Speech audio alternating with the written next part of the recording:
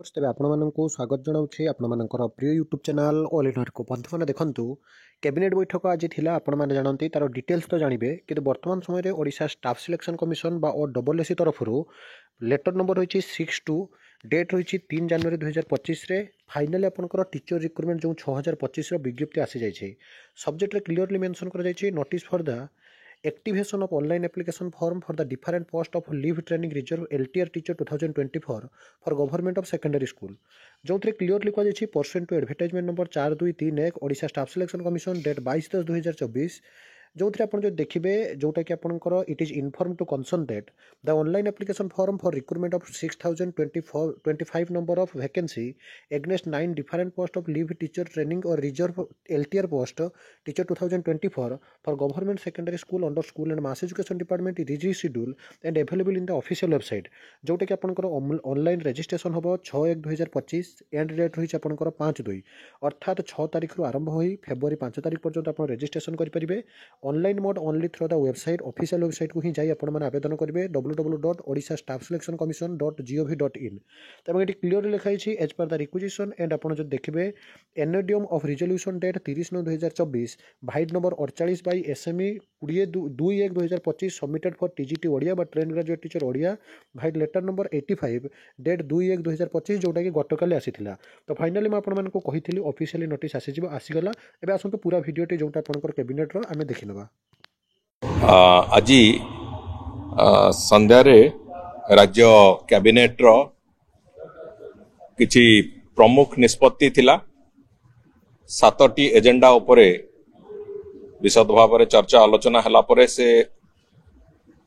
विषय बिंदु उपरे अनुमोदन राज्यर कैबिनेट देइचंती। सबुठु अधिक गुरुत्वपूर्ण थिला मुख्यमंत्री कामधेनु योजना जो बाबद रे बजेट आलोचना बेले माननीय मुख्यमंत्री तार सम्यक सूचना देइथिले। तार सामग्रिक भाव में 8टी विभिन्न दिग गोपालन एवं गोवंशर सुरक्षा ठू आरंभ करिकी आमर दुग्ध उत्पादन को नेशनल लेवल रे एक बड़ संख्यार पहुंचेवा पाई नेशनल लेवल संगे आमको समतुल करने पाई जो 8टी प्रमुख योजना मुख्यमंत्री कामधेनु योजना जो बड़ योजना है अम्ब्रेला योजना ता तले व्यापक भाव में महिषी पालन व्यापक भाव में गोपालन एवं गो संपदर बीमा बीमा रे जो थे कि 85% पर्यंत बीमा राशि सरकार दबा भलिया एक स्थिति है जो थे कि मात्र 15% चाषी को दबा पड़ो। बाछुरी मानंकु खाद्य तांकर सुषम खाद्य केमती जोगई दिया जीवो बाछुरी मानंकर जो तांकर प्रॉपर ग्रोथ है आगामी दिन रे तांकर प्रोडक्टिविटी बढ़िबो से दृष्टिकोण बाछुरी मानंकर खाद्य बाछुरी पालन जो माने समवाय चाषी जो माने अछंती सेमानंकु लीन पीरियड रे तांकु सहायतार घोषणा दुग्ध उत्पादक उत्पादन जो संगठन गुड़िक जो माने अछंती तांकु सहायता कथा एवं ओमफेड को आहुरी सशक्त करने पाई आउ किछि योजना तार आर्थिक बराद से कथा भी आलोचना हेइची एवं विशेष करी कि फडर चाष पाई जो घास गाई मानक पाई जो फडर चाष होबा कथा फडर चाष पाई भी विभिन्न प्रकार रो इंसेंटिव इत्यादि ए सब कथा को नहीं गोटे कम्प्रिहेन्सिव योजना संपूर्ण रूपे गोपालन एक कम्प्रिहेन्सिव योजना राज्य सरकार एक ओडिशा दृष्टिकोण देखा गले ये एक ऐतिहासिक योजना हम एवं एथिरे वास्तव में ग्रामांचल रे गोपालन पाई महिषी पालन पाई एक व्यापक क्षेत्र प्रस्तुत करिवो जहा फल ग्रामांचल रोजगार वृद्धि पाई जो योजना आरंभ होईची ये निश्चित भाव में ग्रामांचल रे रोथिबा लोक मानकर रोजगार वृद्धि पाई एक व्यापक रास्ता तैयारी करिवो एवं स्पष्ट भाव में रोजगार वृद्धि पाई एक सक्षमतार जो रास्ता से रास्ता तैयारी करिवो। तेणुकर ये योजना रे 5 वर्ष रे आगामी 5 वर्ष भितर 1423 कोटी टंकार एक इनसेंटिव एवं अन्य क्षेत्र में से सहयोग राशि चाषी मानू दबा प्रोत्साहन करने जो प्रोत्साहन राशि दबा एपाई आज से बाबद चर्चा आलोचना हैला परे ताकू कैबिनेट अनुमोदन मिली एवं खूब शीघ्र योजनार पूरा रूपांतरण हब एवं आगामी दिन में जो कथा मु कहूँ ग्रामांचल चाषी मानू दुग्ध चाषी जो माने एवं आगामी दिन जो माने दुग्ध चाष करने गोपालन इत्यादि इत्यादि करने को चाहिए से व्यापक संख्यार सहायता मिलिबो एवं व्यापक भाव में केवल प्रोत्साहन मिलूनी प्रोत्साहन सहित सुरक्षा सहित इनसेंटिव्स एवं ता सहित ओमफेड को सशक्त इतिपाई कराहोची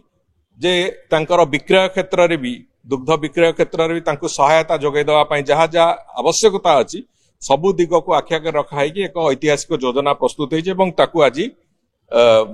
कैबिनेट अनुमोदन प्राप्त होइछ। द्वितीय हला जे ओडिशा उच्च न्यायालय जो कर्मचारी मानक पई गोटे दीर्घ दिन धरिकी मान्यवर हाईकोर्ट कर सेतिपाई थिला तांकर अनुरोध थिला ओडिशा प्रदेश रे सरकार ताकू सेमिति की थिला से अवस्था रे तांकर सेठी 550 टी क्वार्टर स्टाफ क्वार्टर्स तांका स्टाफ मानक पई जो कथा से माने अनुरोध करथिले staff quarters 550 T staff quarter निर्माण पई से बाबद रे भी आज कैबिनेट रे निष्पत्ति हेची जे से स्टाफ क्वार्टर 30 मास भितरे ताकू शेष करिकि से ताकू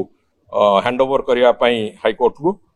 एवं तृतीय कथा थिला जो साधारण बंटन व्यवस्था जो टारगेटेड पीडीएस सेतिरे जो किछि प्राइवेट डीलर्स रहिचंती जो माने सेमानंकर जो विभिन्न समय रे तांकर